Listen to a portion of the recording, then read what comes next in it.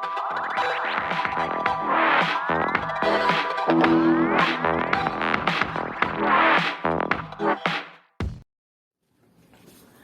Peter Gates, kembali lagi bersama Kak Jimmy di Badabes. Pada pagi hari ini kita akan merenungkan firman Tuhan.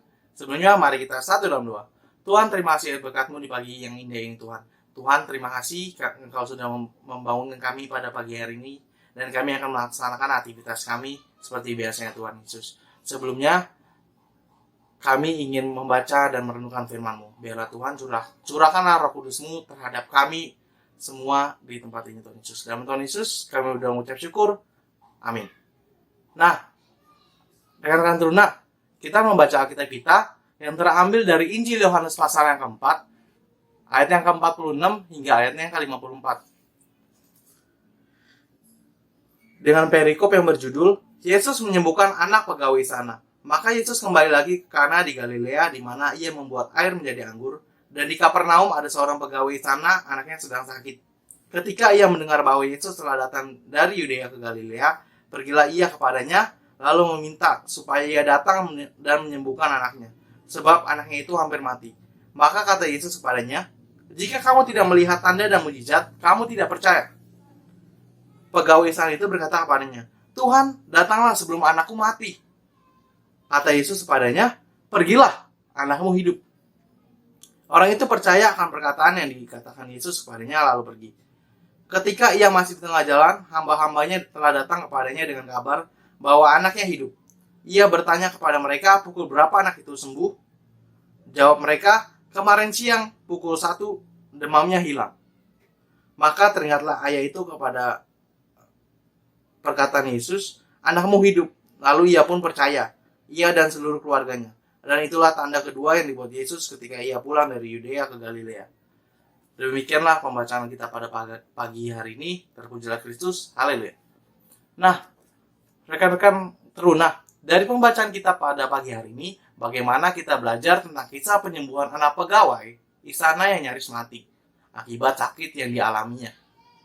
Nah, sebelumnya Kak pengen kasih tahu nih, ada hal-hal menarik dari pembacaan kita pada pagi hari ini. Yang pertama, 2 kali sang ayah memohon kepada Yesus untuk datang ke rumahnya dan menyembuhkan anaknya. Ternyata bagi Yesus, ia tidak perlu datang ke rumahnya, dan ia tidak harus pergi ke rumah pegawai sana itu. Yang kedua, anak yang sakit tidak harus bertemu Yesus. Dan Yesus juga tidak perlu menyentuh anak yang sakit itu. Karena lewat kuasanya, anak itu menjadi sembuh. Yang ketiga, anak itu sembuh saat Yesus berkata kepada ayah dari anak itu, "Anakmu hidup." Dan ayahnya percaya akan perkataan Yesus dan kuasa Yesus. Nah, rekan-rekan teruna, dalam masa pandemi seperti ini, ada yang namanya social distancing atau physical distancing, yang bisa diartikan menganjurkan orang untuk membatasi kunjungan ke tempat ramai, bahkan kontak langsung dengan orang lain.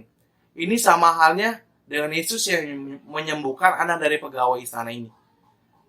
Kita melakukan social distancing, berarti kita mencegah penularan COVID-19. Atau bisa dibilang, kita juga bisa menyembuhkan orang. Lewat social distancing, kita bisa mengurangi kasus-kasus pandemi di sekitaran kita.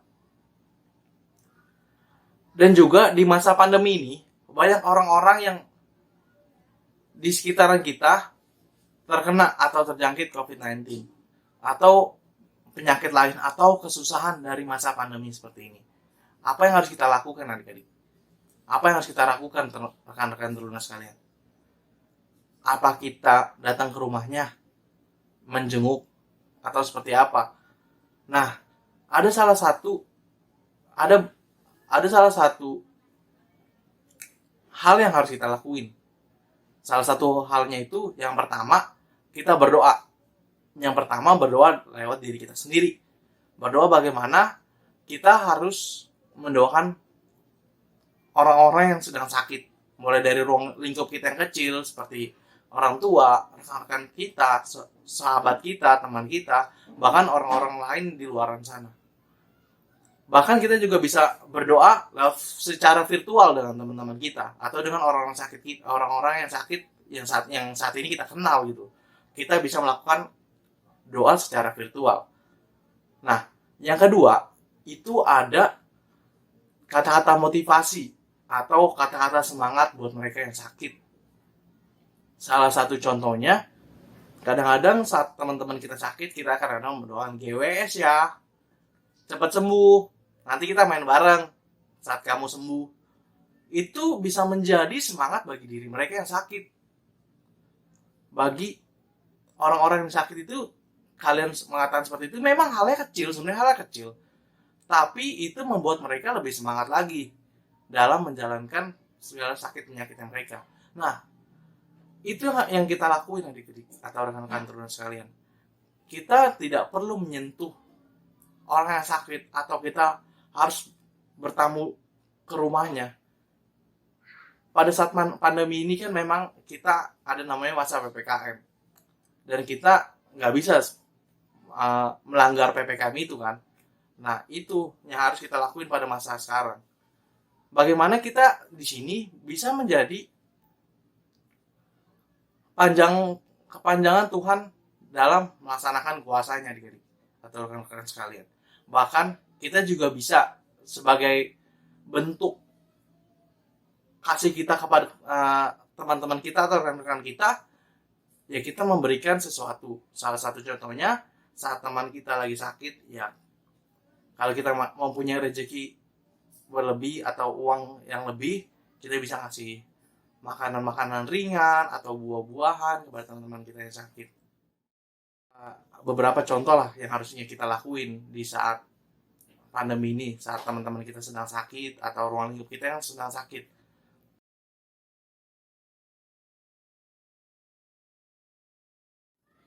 Karena di sini kita sebagai kepanjangan Tuhan atau kita sebagai anak Kristen, kita mempunyai tanggung jawab yang besar memang. Kita melaksanakan apa yang dilaksanakan oleh Tuhan Yesus di dalam dunia ini.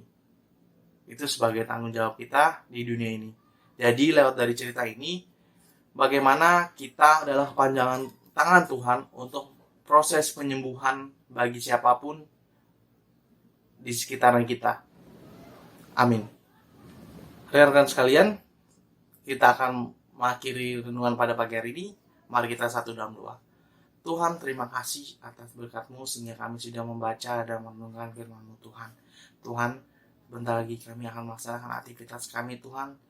Sertai kami dalam aktivitas kami dari pagi hingga malam nanti ya Tuhan Yesus. Biarlah Tuhan dalam aktivitas kami ini kami tetap semangat melaksanakan aktivitas kami. Kami juga tetap sehat di dalam melaksanakan aktivitas kami Tuhan. Tuhan, kami juga ingin berdoa kepada teman-teman kami di sekitaran kami yang sedang sakit Tuhan.